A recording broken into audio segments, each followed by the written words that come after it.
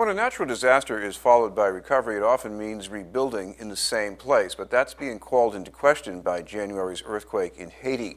The epicenter was near the densely populated capital of Port-au-Prince. Another factor in the damage was the material and physical infrastructure.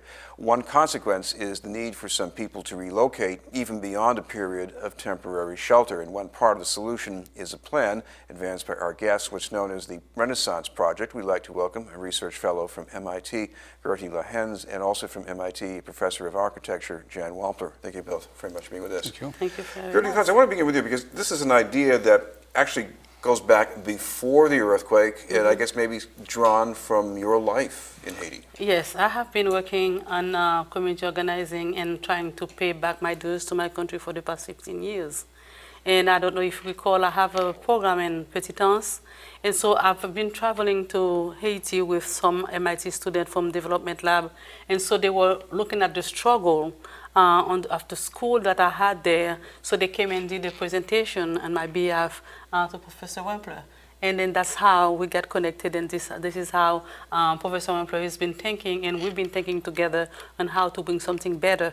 And when we had a school that collapsed in Haiti a year ago in Pétionville, so we definitely wanted to give something better to the schools because we don't want for people to be scared of sending their children to school, because knowledge is power, and this is the only way you can get yourself out of poverty. And to have a better life, you have to bring yourself to have to dream of this better life. So education is the key. So that is why we think that this is the most important thing for Haiti right now. Sure, Robert, describe it here. This is moving people from the city further out, but something that can withstand the shocks of life in Haiti too, right? Well, my feeling is that living in the city, particularly in Port-au-Prince, the people did not have a great life. And we have an opportunity, a sad opportunity, to have a new way of looking at this. The idea of village settlements, like we're designing, outside the city that can provide health, government, education, work centers, and in this case a farm, and of course housing, is a new way of thinking about development for Haiti. It's also a model for the world. I think all over the world, cities are having this problem. Many cities are having this problem. And we'll see this in the future, sustainable villages outside the city, connected through electronics. No longer do people have to be in the city to have a life. Now, with the electronic revolution, you can be educated somewhere outside the city. You can take courses, you can make things, you can sell them over the internet. It's a whole new way of thinking about the way that people might live. Also, the notion that Haiti, like many countries, imports a lot of food. In our plan, the plan is that all the food would be grown on the site, so that people could not only have food to eat, but perhaps food to sell. So it's self-sufficient in every way. Now, as Gerthy just mentioned, the real issue is not housing. The issue is education, and the issue is jobs. And so through having education and the electronics connections, we think we can do that better than what people can be doing in Port-au-Prince. Gerthy, how would people support themselves living in this village?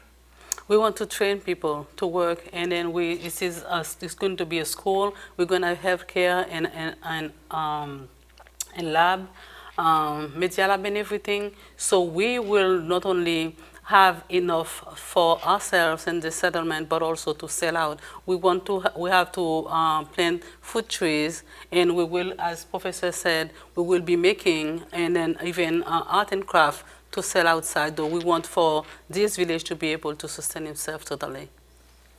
What about some of the trouble that people in agriculture in Haiti have had before? There are things that are beyond their control and not always natural that have made that difficult for them.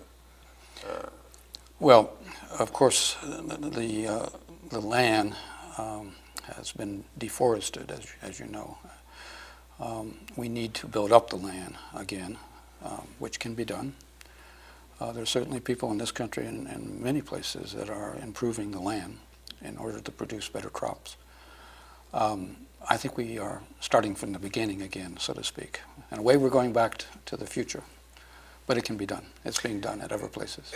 This is still wrenching for people who've grown up in cities. You and I have grown up in cities, and I guess a lot of us have been habituated to thinking of cities as being an advance on living in the countryside. At least that's our family history for the most part.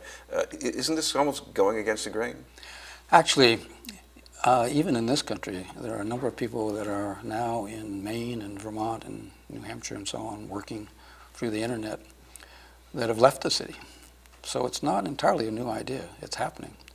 Incidentally, I grew up on a farm, so I'm not actually a city boy. So a couple of us are from the cities here, right? But I think with the internet, the electronic revolution brings to people all over the world a lot of benefits that they didn't have before.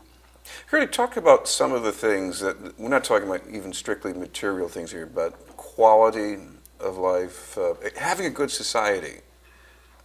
Compare that to what a lot of these people who a few years ago were refugees from the countryside have been experiencing in the capital city.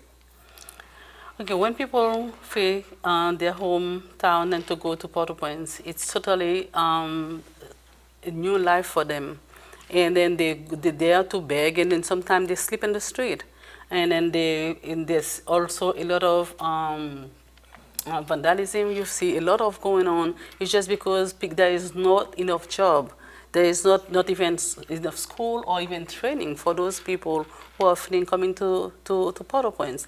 And then because also all the government is in Port-au-Prince, so there is everything that you need to do is you have to come to Port-au-Prince to have it done. So now I think that's because of this issue, this earthquake, I think they're going to try to decentralize and bring other government and other places, so people won't have to travel to come all the way to Port-au-Prince. And most of the time when people come to Port-au-Prince, they tend to stay because they think there is opportunity when there's not. Jen Wampler, what's going to support this to make this happen now? Well, first of all, we are trying to make it as sustainable as possible, meaning we're growing our food, we have our own energy systems, our own power. Secondly, in terms of building the structure, we have recently received a lot of emails from students and people who would like to volunteer time to help us. I was just talking to high school people about high school classes coming and working for the summer. So in terms of building the structure, I think it's going to be supported by volunteers as well as people in Haiti. Over the long run, we think that people will gain skills and start enterprises and will support themselves and support the total structure. It may not happen overnight, but it will happen eventually, for sure. Thank you both very much for being with us. Yeah, thank you. Gerthy Lahens and Jen Wampler for the Renaissance Project. Thank you. Thank you. Up ahead, the report from Dorchester with Ed Forey.